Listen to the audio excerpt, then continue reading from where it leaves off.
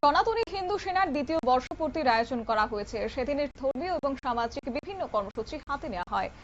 পাশাপাশি দ্বিতীয় বর্ষপূর্তি উপলক্ষে বাইপাসের কাঁঠালতলী এলাকায় মহা শান্তিযজ্ঞ, ধর্মীয় অনুষ্ঠান, সামাজিক সেবামূলক কর্মসূচির আয়োজন।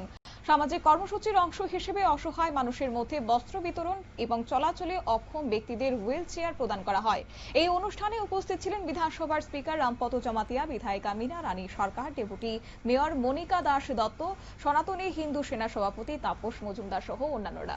এই প্রসঙ্গে কি জানিয়েছেন বিধানসভার স্পিকার রামপদ জমাতিয়া, শুনুন।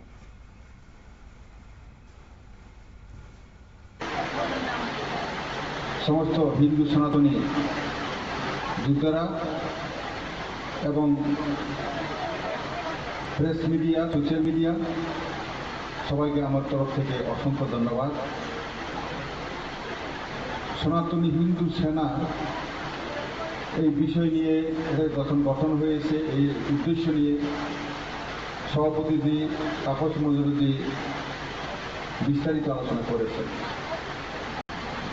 নিশ্চয়ই অখণ্ড ভারতের জন্য, অখণ্ড ত্রিপুরার জন্য অবশ্যই দরকার। কারণ পৃথিবীতে দেখা গেছে যেখানে যেখানে হিন্দু সনাতন সংখ্যালঘু হয়েছে, ওইখানে অশান্তি সৃষ্টি হয়েছে এবং হিন্দু সনাতনের ওইখান থেকে পলায়ন করতে হয়েছে।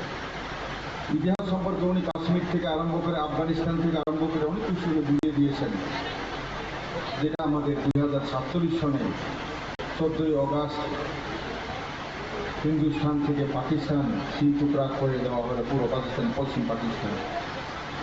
ওইগুলি আমাদের ভুললে চলবে না। তেমনি ত্রিপুরা 1949 সনের 15ই অক্টোবর ভারতের সাথে যোগ দিয়েছিল।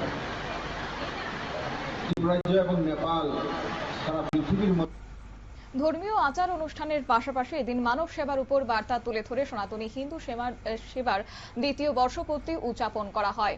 এদিন আয়োজকদের পক্ষ থেকে দাবি করা হয়েছে যে ভবিষ্যতেও তারা মানব সেবামূলক কর্মকাণ্ডে তাদের নিয়োজিত রাখবেন, যেখানে সাধারণ মানুষ কিংবা যারা অসহায় প্রয়োজনীয় মানুষ রয়েছেন তাদের ধর্মীয় এবং সাংস্কৃতিক ভাবে তারা পাশে দাঁড়াবেন। একই সঙ্গে যারা উপস্থিত অতিথিরা ছিলেন তারা কিন্তু এদিন জনকল্যাণমূলক বিভিন্ন কর্মকাণ্ডের ভূয়সী প্রশংসা করেছেন। নিয়ে নিচ্ছে ছোট্ট একটি বিজ্ঞাপন বিরতির সঙ্গে থাকুন।